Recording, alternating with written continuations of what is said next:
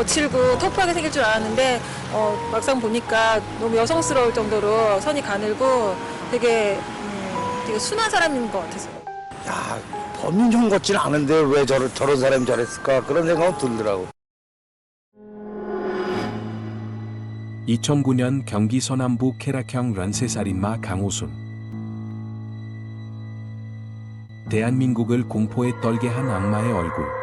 2006년부터 2008년까지 경기 서남부 일대를 피로 물들인 란세살인마 강호순은 10명의 무고한 목숨을 앗아간 쾌락형 살인범이다.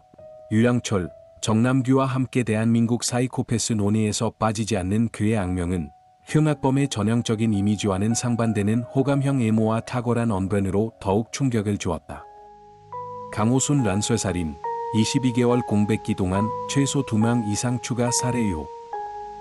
란쇄살인마 강호순의 범행 기록에는 7차와 8차 살인 사이에 약 22개월이라는 긴 공백기가 존재한다. 이 기간 동안 그의 범행이 멈춘 것인지에 대한 의문이 꾸준히 제기되어 왔다. 이 의혹은 결정적인 단서로 인해 더욱 증폭되었다. 경찰이 수사 과정에서 확보한 곡괭이에서 2명의 여성 DNA가 검출된 것이다. 놀랍게도 이 DNA는 기존에 확인된 10명의 피해자 누구와도 일치하지 않았다. 이는 강호순이 7차와 8차 범행 사이의 공백기 동안 최소 2명의 여성을 추가로 살해했을 가능성을 강력하게 시사한다. 이로 인해 강호순의 실제 살해 피해자 수는 알려진 10명보다 더 많을 수 있다는 추측의 무게가 실리고 있다. 강호순의 삶과 범죄의 시작. 강호순은 1969년 충남 서천의 평범한 농촌에서 5남매 중 셋째로 태어났다. 불우한 가정 환경이나 폭력적인 학대 등 일반적인 란쇄살인범에게서 발견되는 특이사항은 그의 성장 과정에서 찾아보기 어렵다. 다만 판결문에는 아버지가 어머니에게 가정폭력을 행사한 기록이 있으나 당시 시대상을 고려할 때에는 지극히 평범한 가정 모습으로 간주된다. 그는 육군 하사로 복무하다 불명예 전역한 이력이 있다. 겉으로는 평범했던 강호순의 어둠은 2005년 네 번째 아내와 장모를 방화 살해하고 4억 원에 달하는 보험금을 타내는 존속살해로 시작되었다. 이 사건은 훗날 그의 란쇄살인 행각이 드러나면서 함께 밝혀졌다.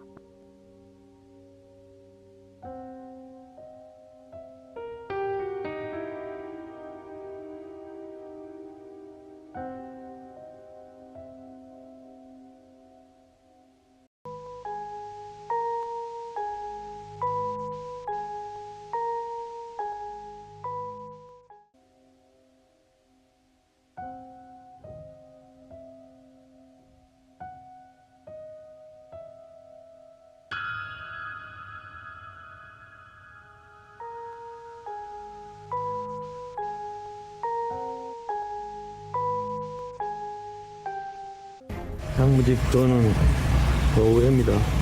그날 저녁에 부인과 이렇게 싸우시지 않았나요, 혹시요? 안 싸웠습니다. 그럼 불이 왜 났다고 생각하는 거죠? 모르겠습니다. 경찰관들한테 물어보세요. 조사한 사람들한테. 저희 집사람이 보험에 무배당 뭐 무량치에 들었거든요. 근데 지금 그 사람이 사망했거든요. 죄송합니다만 성함이 어떻게 되십니까? 강호순요. 보험에서는 주기약 5천만 원과 사망보험금 5천만 원에서 1억 지급해드리고 있고요. 네. 그리고 종신보험에서는 주계약에서 1억 1,800만 원과 그리고 특약 사망 특약에서 5,900만 원 지급을 해드리고 있습니다. 그럼 그렇게 많이 나오는 거예요? 몇 가지가 나오는 거예요? 두 가지에서 받아보실 수 있으시는데요. 네. 보험금으로 유흥업소와 정신과를 전전하던 그는 2006년 9월 강원도 정성군청 라직원 윤모 씨 23세를 성폭행 후 살해하며 본격적인 란쇄살인의 서막을 날었다. 갑자기 부담 연락했어요? 뭐 하고 싶은 얘기 있다고 그러면? 예. 이거 별건으로 저희 하나 숨긴 게 하나 있습니다. 사람 중에 하나가 있습니다. 뭘 숨겼는데?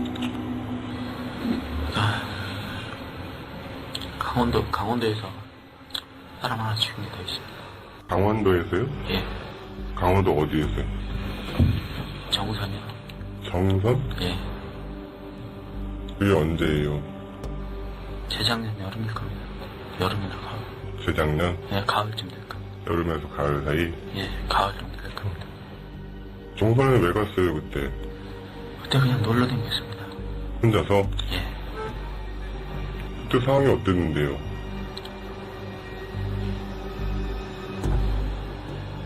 정선 어디쯤인데? 정선 거기서 제가 군청 가는 거기 아가씨가 이렇게 아침 시간이었을 것 같아요. 오전에. 그래 군청 가는데 어디로 가냐고 물어보니까 그 아가씨 마침 그래서 군청 간다고 하고요. 그 아가씨 태워가지고 가다가 제가 또 강간을 죽였습니다. 쾌락을 위한 란세살인과 치밀한 범행 수법. 강호수는 2005년 10월부터 2008년 12월까지 고급 승용차, 에쿠스, 무쏘를 이용해 여성들을 유인하는 방식으로 총 10명을 살해했다. 그의 주요 범행 수법은 다음과 같다. 유인 방식, 주로 추운 겨울, 버스가 잘 오지 않는 정류장에 홀로 있는 여성을 대상으로 했다. 고급 승용차 앞좌석에 개와 찍은 사진 등을 두어 순진하고 순박한 축산업자의 인상을 주어 피해자들을 안심시켰다. 이는 미국의 란세살인범 게리 리언 리지에이의 수법과 유사하며 전형적인 성적 란세살인범의 특성을 보여준다. 범행 과정, 차량에 태운 여성들을 강간하고 목을 졸라 살해한 뒤 암매장했다. 증거인멸, 희생자의 손톱을 가위로 잘라 자신의 혈흔을 남기지 않았으며 범행에 사용된 차량을 불태워 증거를 없애는 치밀함을 보았다. 희생자 중 일부는 노래방 도우미였다.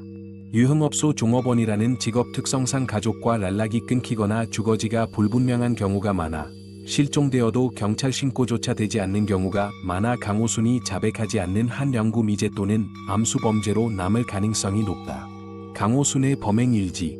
강호순의 잔혹한 범행은 다음과 같은 순서로 이어졌다. 2005년 방화살인 네 번째 아내와 장모를 대상으로 미리 거액의 생명보험에 가입한 뒤 불과 얼마 지나지 않아 방화를 일으켜 두 사람을 살해하고 약 4억 원의 보험금을 타냈다. 이 사건은 훗날 그의 란세살인 행각이 드러나면서 함께 밝혀진 그의 첫 번째 살인으로 기록된다. 2006년 9월 7일 첫 란세살인 강원도 정선군 정선읍에서 출근 중이던 군청 라직원 윤모 씨, 당시 23세를 자신의 무쏘 차량으로 유인, 납치했다. 차량 안에서 윤 씨를 성폭행한 뒤 살해하고 시 씨는 강원도 정선군에 위치한 계곡에 유기했다. 이는 공식적으로 강호순의 란세살인 중 첫 번째 희생자로 알려져 있다. 2006년 12월 14일 경기도 군포시 삼본동에서 노래방 도우미 배모 씨, 당시 45세를 표적으로 삼았다. 2차 유흥을 제안하며 자신의 무쏘 차량에 태운 뒤 화성시 비봉만 자알리 도로상에서 목을 졸라 살해했다. 살해 후 시 씨는 경기도 화성시 비봉면에 위치한 비봉IC 라비아산에 암매장했다. 2006년 12월 24일 경기도 수원시 장안구 화서동에서 노래방 도우미 박모 씨, 당시 36세를 살해했다. 무쏘 차량 안에서 목을 졸라 살해한 뒤 안산시 상록구 사사동에 위치한 야산에 암매장했다. 2007년 1월 3일 경기도 화성시 신남동 버스 정류장에서 회사원 박모 씨, 당시 50세 를 리베로 차량으로 유인, 납치했다. 이후 박 씨를 성폭행하고 살해한 뒤 경기도 화성시 비봉면 삼화리에 위치한 야산에 암매장했다. 2007년 1월 6일 경기도 안양시 만안구 안양동에서 노래방 도우미 김모 씨, 당시 39세를 무쏘 차량으로 유인, 납치했다. 김 씨를 성폭행한 뒤 목을 졸라 살해했으며 시 씨는 경기도 화성시 마도면 고모리 공터에 암매장했다. 2007년 1월 7일 경기도 수원시 권선구 금곡동 정류장에서 야대생 란모 씨, 당시 20세를 무쏘 차량으로 유인, 납치했다. 이후 살해한 뒤 금곡동 인근 하천변에 암매장했다. 2008년 11월 9일 경기도 수원시 권선구 당수동 정류장에서 자신의 고급 승용차인 에쿠스를 이용해 주부 김모 씨, 당시 48세를 살해했다.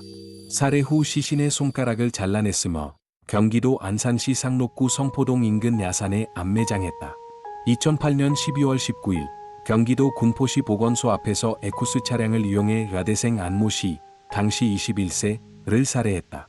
이 피해자의 시신에서도 손가락을 잘라냈으며 화성시 매송만 원리에 위치한 논두렁에 암매장했다. 강호순의 검거와 재판 과정.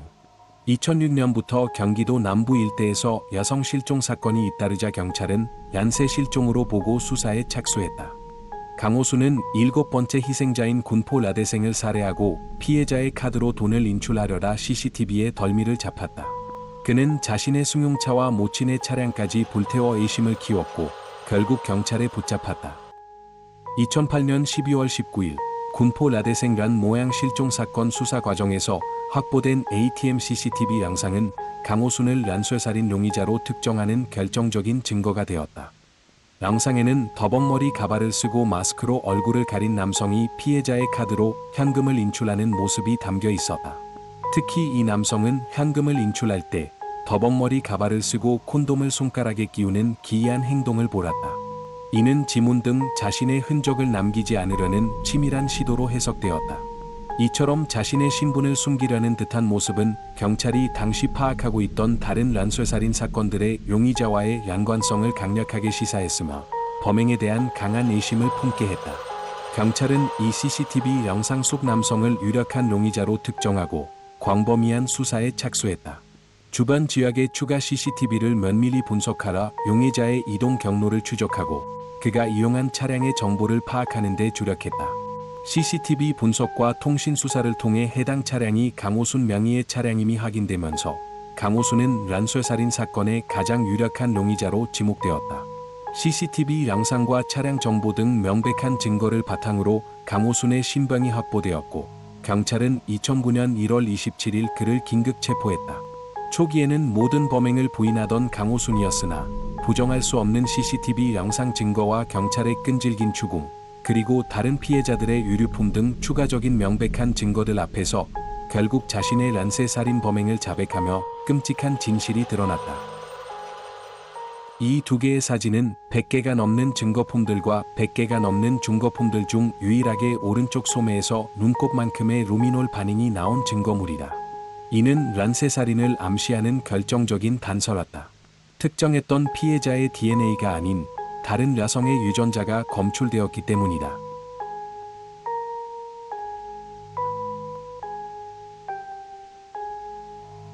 체포 당시 강호순은 증거 가져와라며 혐의를 부인했지만 CCTV 영상과 희생자에게서 나온 DNA 검사 결과가 범인임을 확정하며 그의 악행이 만천하에 드러났다. 그는 구속 이후 자신의 얼굴이 공개되자 내 얼굴 공개됐는데 자식들은 어쩌라고 라며 항의했으나 이는 진정한 가족 사랑이라기보다는 자기중심적인 사이코패스의 특성을 몰아주는 것으로 해석된다. 강호순의 아들이 가출 후 절도 행각을 벌인 사건은 그의 무관심한 부성을 입증하는 사례로 거론되기도 한다. 강호순은 강도살인, 존속살해, 현주건조물방화치사, 강간살인, 살인, 사기, 자기 소유 자동차 방화, 사체 손괴 른닉, 절도 등 혐의로 기소되었다. 1심 2009년 4월 9일 검찰은 사형을 구형했고 4월 22일 수원지방법원 안산지원 1심에서 사형이 선고되었다. 항소심 강호순은 변호인과 상의 없이 직접 항소장을 제출했으나 2009년 7월 23일 서울고등법원 항소심에서도 사형이 선고되었다. 상고 포기 및 형 확정 강호순은 스스로 자신에게 사형 선고가 합당하다며 최후 진술을 마쳤고 상고를 포기하면서 2009년 7월 31일 사형이 최종 확정되었다. 현재 그는 사형수로 서울구치소 독방에 수감되어 있다. 강호순의 언변과 심리적 특성 강호순은 프로파일러와 수사관들을 당황하게 할 정도의 탁월한 언변과 호감형 애모를 자랑했다. 그를 면담했던 권희룡 교수, 박지선 교수, 배상훈 교수, 이수정 교수 등 범죄심리학자들은 하나같이 그의 달변가적 면모를 언급했다. 권희룡 교수는 자녀 문제가 강호순의 약점, 에멘탈 효과이라고 판단하여 신문 과정에서 이를 집중적으로 파고들었다. 강호순은 눈물을 흘리기도 했지만 권 교수는 이를 참회의 눈물이 아니라 도망갈 수 없는 상황이 답답해서 흘리는 악어의 눈물이었다고 단정했다. 강호순은 결혼을 여러 번 했고 여성 편력이 심했으며 결혼한 상태에서도 다른 여자를 만나고 다녔다. 길거리에서 모르는 여성을 유혹하는 헌팅도 자주 시도했으며 성공한 적도 많았다고 지인들은 증언했다. 이러한 모습은 인간을 소유, 지배, 통제의 대상으로 보는 전형적인 사이코패스적 특성으로 분석된다. 유가족에게 딱 한 말씀만 하시죠. 죄송합니다. 다시 한 번만 말씀해 주시겠어요? 죄송합니다. 실제로 그는 같이 일하던 동료에게 난 멀쩡하게 일하면서 살긴 힘들고 라자 등치는 게 제일 쉽다는 말을 했다고 전해진다. 전문가들은 강호순을 유영철이나 정남규와는 다른 선진국형 살인자로 평가한다. 유영철, 정남규가 불우한 어린 시절과 사회적 소외에서 비롯된 분노와 복수심으로 가득 차 있었다면 강호순은 자신의 욕망을 잘 알고 이를 실현하기 위해 자기 관리를 철저히 하는 모습을 보았다는 것이다. 그는 범죄를 자랑하려는 심리보다는 철저하게 범행 자체에 집중하는 성향을 보았다. 강호순이 사이코패스인지 소시오패스인지에 대한 논쟁도 있으나 명확한 구별 기준이 없다는 것이 중론이다. 다만 그의 행동 양상은 과거 사이코패스들이 구속 후보인 행동 양태와 유사하다고 분석된다. 강호순의 신상 공개와 그 파급 효과. 2000년대 초반 인권 보호 분위기 속에서 흉악범의 신상 비공개가 관례화되었으나 유영철, 정남규 사건을 거치며 쌓인 대중의 불만은 2009년 강호순 검거를 계기로 폭발했다. 언론 공개. 2009년 1월 31일 조선일보가 그도 영혼이 있을까? 라는 자극적인 문구와 함께 자체 입수한 강호순의 사진, 개와 함께 찍은 사진을 신문 일면에 게재하며 그의 얼굴을 공개했다. 같은 날 중앙일보도 증명사진을 보도했다. 경찰의 공개. 당일 저녁 SBS와 KBS 뉴스에서도 그의 사진이 보도되었고 결국 경찰은 2009년 2월 1일 현장 검증에서 강호순에게 마스크를 씌우지 않으면서 2000년대 이후 경찰에 의해 얼굴이 공개된 최초의 란세살인범이 되었다. 법적 계기. 강호순 사건은 강력범죄 피의자의 신상을 공개하는 법률이 마련되는 중요한 계기가 되었다. 강호순의 현재와 미제 사건. 강호순은 현재 서울구치소 독방에서 사형수로 수감 생활을 하고 있다. 교도관에게 꾸준히 문제를 일으켰던 유영철과 달리 강호순은 조용히 수감 생활에 잘 적응하고 있으며 모범수로 대우받는 것으로 추정된다. 조각에 상당한 소질이 있어 교도관들도 놀랄 정도라고 전해진다. 그는 2014년 4월 근황이 공개되었는데 구치소 생활에 잘 적응하고 있으며 조각에 상당한 소질이 있다고 한다. 취미로 하기에는 아까울 정도의 실력이어서 서울구치소 교도관들도 놀랐다고 한다. 변희재의 구속 초기 그가 수용된 바로 랍방에 강호순이 있었는데 교도관이 직접 그에게 변희재의 적응을 도와주라는 부탁을 했다는 일화가 있는 것으로 보아 구치소에서 모범수로 대우받고 있다고 추정해 볼 수 있다. 대한민국은 1997년 12월 30일 이후 사형이 실제로 집행되지 않았으며 따라서 실질적인 사형 폐지 국가다. 하지만 모범수 등으로 출소가 가능한 무기징역과는 다르게 사형은 죽을 때까지 나올 수 없기 때문에 강호순은 남은 일생을 감옥에서 보낼 것이다. 강호순은 군포 야대생 사건을 자백할 당시 다른 야제를 자백하면 자신은 살인마가 되는 것 아니냐며 어디든 뛰어내려 죽고 싶다고 말했다고 한춘식 경위가 브리핑에서 언급했다. 또 강호순은 검찰 조사에서 변호사는 필요 없다고도 말했다. 유가족들에게 죄송하고 자신을 위한 일은 하고 싶지 않다고 밝혔다는 것인데 그를 오래 면담한 당시 수사 관계자는 그가 참회의 눈물까지 흘렸지만 반성한 적은 없다고 단정적으로 말했다. 자백 이후에도 강호순은 매우 차분하고 말수가 적었으며 형사들이 궁금했던 질문에는 답변을 하나도 해주지 않은 채 모두 우회적으로 말을 돌렸다. 그래서 강호순의 특징에 대해 추측만 난무할 뿐 강호순이 직접 밝힌 것은 거의 없다고 한다. 김윤희 프로파일러는 이 부분에 대해 다시 누군가가 강호순을 면담해야 할 필요가 존재한다고 말하기도 했다. 담당 형사 한춘식 경위가 강호순이 어떻게 살고 있나 궁금해서 면회를 가봤더니 완전히 가관이었다고 한다.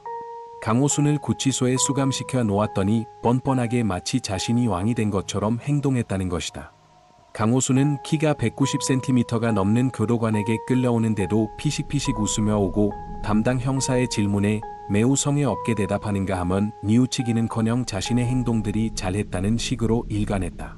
한편 강호순을 수사했던 하승균 형사는 2004년 발생한 화성 여대생 살인 사건의 범인을 강호순으로 지목했다. 강호순의 범행 수법의 유사성과 당시 그의 거주지가 가까웠다는 점 때문이다. 실제로 수사 당시 집중 추궁했지만 결정적인 물증이 없어 기소되지는 못했다. 강호순의 성향상 명확한 증거가 나오기 전까지는 절대 범행을 인정하지 않을 것이기에 이 사건은 여전히 미제로 남아있다.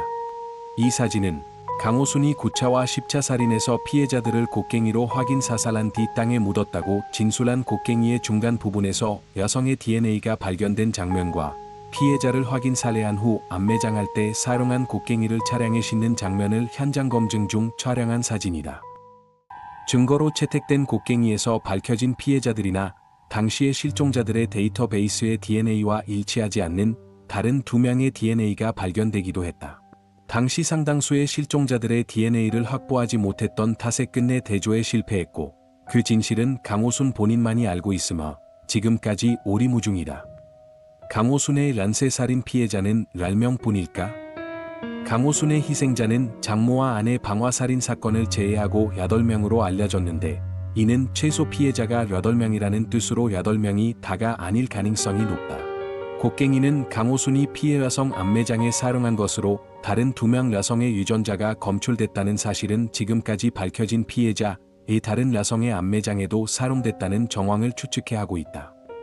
강호순은 한때 연쇄살인범 강호순님의 인권을 위한 팬카페가 개설될 정도로 대중에게 큰 충격과 논란을 안겼다.